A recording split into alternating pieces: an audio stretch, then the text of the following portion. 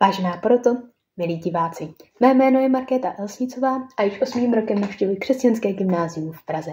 Dnes bych vám ráda řekla něco o svém projektu, který jsem vytvářela v rámci středoškolské odborné činnosti v oboru ochrana a tvorba životního prostředí a pod vedením Kateřiny Štajerové. Jeho tématem je řízené vypalování jako efektivní ochranářský management a možnosti jeho využití. A než se pustím do představování projektu jako takového, ráda bych řekla pár slov k tomu, jak jsem se k tomuto tématu dostala. Bylo to na podzim roku 2022, kdy jsem v rámci biologické exkurze pořádané Přírodovědeckou fakultou Univerzity Karlovy a mimo jiné také navštívila portugalské pohoří Serra da Estrela, ve kterém v létě 2022 proběhl masivní požár. A pohled, který se teď naskytl také vám, mě tehdy opravdu zapálil pro požárovou ekologii. Poté, co jsem se vrátila do Čech, jsem na toto téma začala zpracovávat sočku a také jsem se byla podívat na brdských přesovištích nebo v Českosaském Švýcarsku, kde v minulosti také probíhaly požáry. A právě přesovištím se ve své práci věnuji. Konkrétně, jak management řízeným vypalováním působí na jejich dominantní druh, vřes, a jak působí na ekosystém jako celek. Mimo to se také zajímám o pohled laické, nebo spíš o informovanost laické společnosti o požárové ekologii jako takové a také o pohled odborné společnosti na požárový management, na jejich zkušenosti s ním a tak. A tento typ managementu je totiž u nás povolen až od roku 2021 novelou zákona o ochraně přírody a krajiny. Do té doby byl plošně zakázán. A to pravděpodobně kvůli tomu, že u nás, stejně jako jinde v Evropě nebo v Americe, je hluboce zakořeněná takzvaná kulturní pyrofobie. Tedy přesvědčení, že oheň do ekosystému přináší pouze negativní prvky. A poslední studie ale ukazují, že to nemusí být pravda. Ohně v ekosystémech, pokud mají pouze nízkou severitu a vyskytují se dostatečně často, mohou sloužit jako prevence k velkým a masivním požárům a v některých typech ekosystémů dokonce mohou podporovat konkurenceschopnost jejich dominantních druhů. Tak je to právě u vřesovišť, které patří k ekosystémům profitujícím z disturbancí. Jejich, jako je třeba požár nebo pastva. Jejich dominantní druh, vřes obecný, tedy Calluna vulgaris, totiž během svého života dřevnatí a tím ztrácí schopnost regenerovat z bazálních pupenů. A je také křehčí a rozpadá se. Tím ztrácí svoji konkurenceschopnost a je tak nahrazován například náletovými dřevinami a vřesoviště na našem území ustupují často lesu. A pokud ale jednou za dejme tomu 15 až 20 let, na vřesovišti vyskytne nějaká disturbance, například požár, nebo třeba pastva dobytka, a stará generace je odstraněna a uvolní tak místo pro mladší a vitálnější jedince, anebo klíčkům, které dostanou šanci vyklíčit ze semenné banky a vřesoviště se tím krásně obnoví. S touto hypotézou jsem pracovala i já.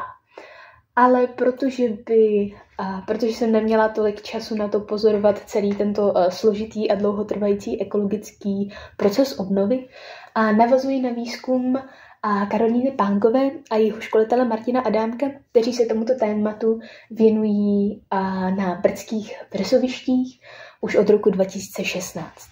A tento rok jste na bývalé dopadové ploše Jordánu rozmístili 10 fytocenologických snímků, ze kterých pozbírali data o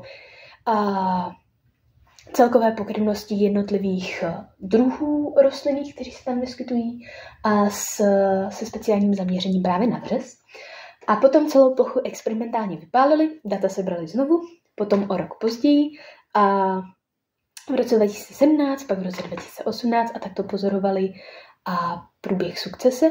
V roce 2023 jsem se na tuto lokalitu podívala i já, data opět se sbírala a zpracovala jsem je v programu Kaneko 5 a toto vyšlo. Na tomto grafu je hezky vidět korelace mezi postupem sukcese v čase, od požáru až do současnosti, a pasivní environmentálních proměnných týkající se vřesu, jako je mladý vřes, starý vřes, opad, obnažená půda, ty jsou si navzájem v negativní korelaci, a 30 ostatních rostlinných druhů vřesovišť, jako je například smilka tuhá nebo metlička křivolaká.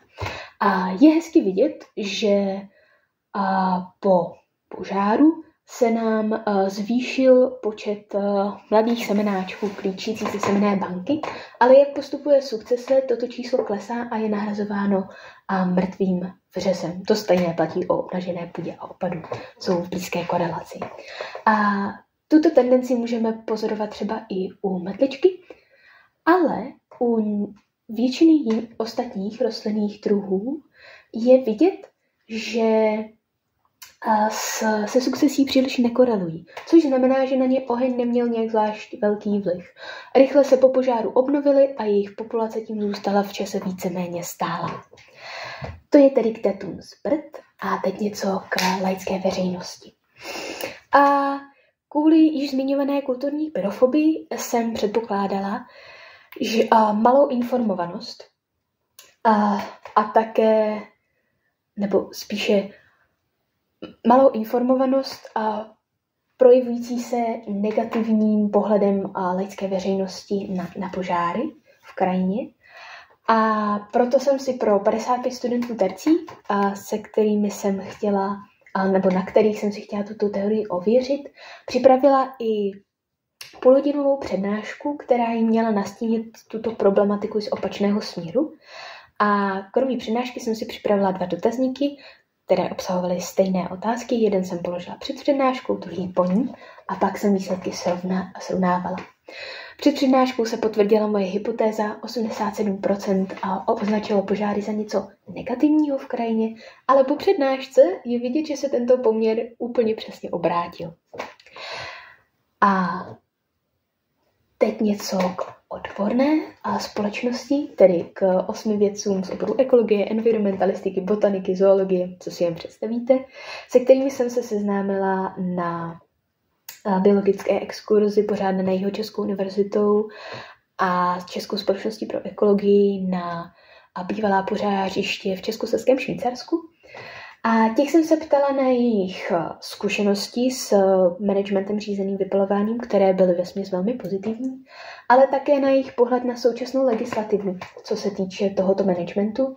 A na tomto grafu je vidět, že 75% s zněním zákona z roku 2021 souhlasí, 25% pouze částečně, a to kvůli tomu, že by byla pro ještě jeho větší rozšíření a o rozšíření vlastně byla by proto, aby se tento typ managementu mohl používat i vlastně jako na více typů ekosystémů a s menší byrokracií, aby to nebylo tak složité.